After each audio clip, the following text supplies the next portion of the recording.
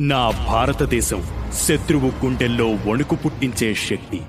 భయమనే పదం నా దేశ నిఘంటువులో లేదు. వెనక్కి తిరిగి చూడ్డం నా జవాన్ స్వభావంలో లేదు.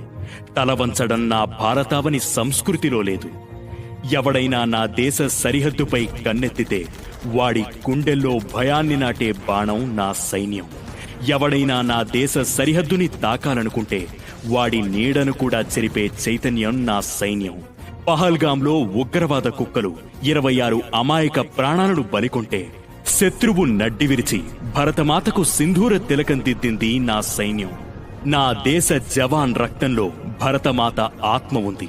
అతని శ్వాసలో భారత్ మాతాకి జై నినాదం ఉంది. అతని ప్రతి అడుగులో శత్రువును చీల్చే సంకల్పం ఉంది.